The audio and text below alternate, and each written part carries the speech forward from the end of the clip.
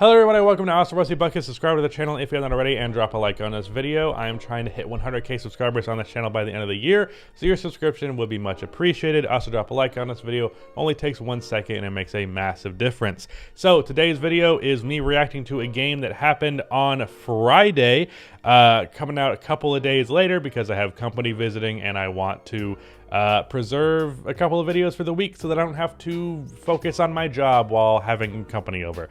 But I decided that I wanted to watch the Cavaliers finally for a full game, the Raptors for the first game that I think I've seen of their win streak, or at least the second. It's hard to keep track of these things over time, but both of these teams haven't given the proper eyes for a little bit, so wanted to talk about them. Now on the first end of things, Evan Mobley. Evan Mobley is the reason why I've wanted to watch the Cavs. He's the reason why everybody's talking about the Cavs. Him paired with Jared Allen in the backcourt, or is it the front court? I think it's backcourt or the guards. I don't know what the point of those, what that terminology is. Like, what does that really? The backcourt are the guys who get the ball off of the inbound, but that's like barely even true half of the time now because there's so many goddamn point forwards. But whatever. Useless terminology. But Jared Allen, Evan Mobley, cool duo. And that's been a good, like, the crux of their defense and why they've been so good there. Darius Garland breaking out this year. Colin Sexton had a terrible game here, but he's still good. Ricky Rubio apparently electric off of the bench, not particularly standout in this one, but that's cool. But yeah, that's why people have been talking about this team, and I wanted to actually get my eyes on them. It wouldn't be abnormal for me to go a while without seeing a Cavs game, but like I've actively wanted to watch one, and just for some reason or another, just didn't happen. But Evan Mobley, I'll talk about him first. He's going to be the guy in the title. Absolutely amazing. Now, I knew the guy was good defensively, and I'm not even going to bother harping on the defense because that's to be expected. Also, Toronto, not a good offensive team. That said, Scotty Barnes, who has been killing it, was the primary matchup for Evan Mobley, and 7 for 19 from the field, which is 37%. So that's worth a note. A lot of contested shots. I've kind of talked about that already without even watching the game, so I'm not even going to talk about that with Evan. What I want to talk about is offense.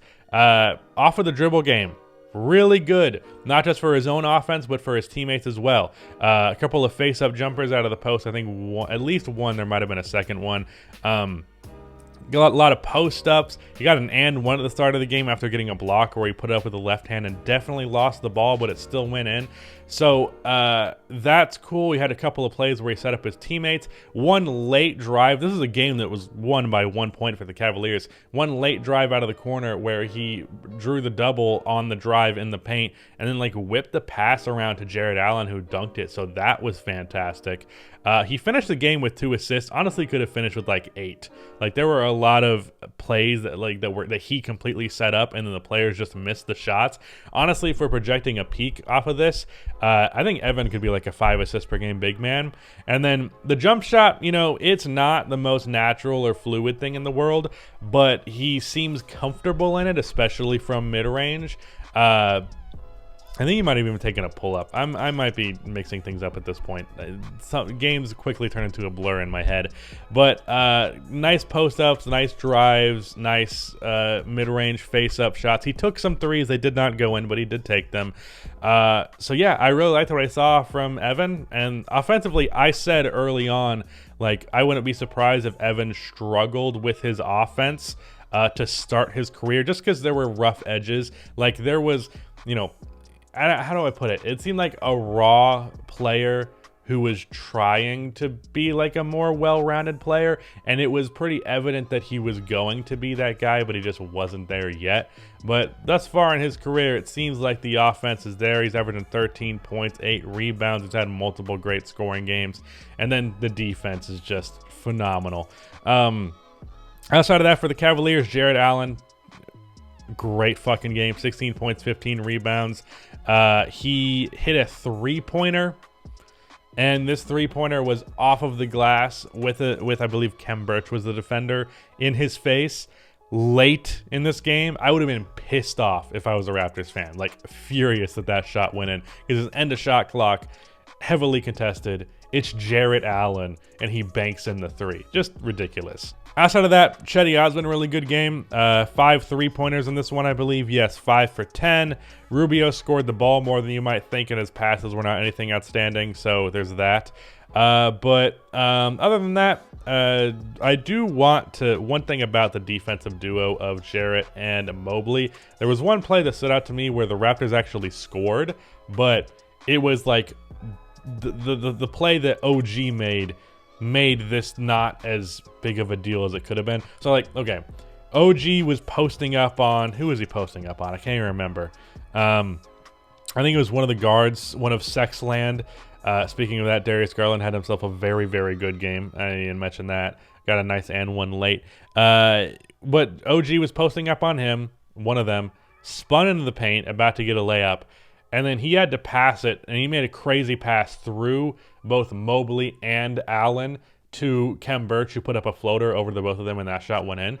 But I'd say that's still a good defensive play because you had a guard on OG who's a big forward, and he had Evan and Allen collapsing on him in the paint. Like, think about this in 2021. How many times are you seeing 2 7-footers who are both great shot blockers collapsing on you in the paint? It's not normal. And honestly, I think those two, in terms of their defensive potential, is just out of this world. And if Evan Mobley develops a 3-ball, even Allen develops somewhat of a 3-ball, which he's shown flashes of before. Obviously, I'm not going to count his banked in over Birch as like a real flash of a 3-ball, but he's done it before.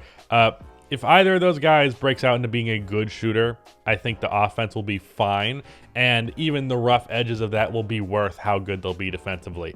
On the Raptors end of things, though, OG, really good game. He had an outburst, I believe, in the third quarter where we hit like back-to-back threes and had a couple of drives. He had one really nifty fadeaway where he like acted like he was fading over his right shoulder, and then shot it in a way like he was, or no, he acted like he was doing it on the right shoulder, then turned to the left shoulder, and then switched his legs around as if he was fading a different way, and then went up with the shot in a way that was like confusing and awkward, but it went through the net, and the defender seemed clueless as to how to guard it. So that was a very interesting play.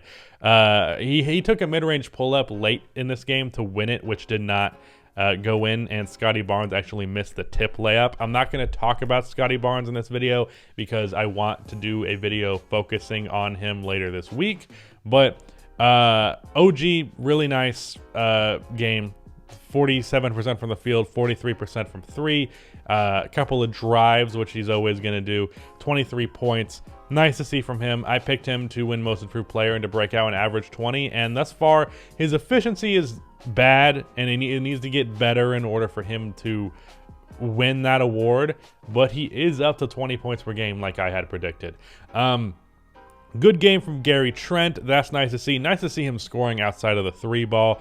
Also made some nice passes, which is cool. And he's typically a tunnel vision guy, so for him to make some nice passes is definitely noteworthy. Fred VanVleet had a fine game, hit a big step back, long 2 over Colin Sexton. Kem Birch was all right in his limited minutes, but yeah. Also, Precious Achiuwa in this game, fine. But he's had some rough-ass games, and just looking at the box score, and I'm actually going to check what his current stats are. He is shooting 34% from the field and 18% from 3, as well as 55% from the free throw line. Hopefully he cleans that up. He shows flashes of being a versatile big, but that was yeesh.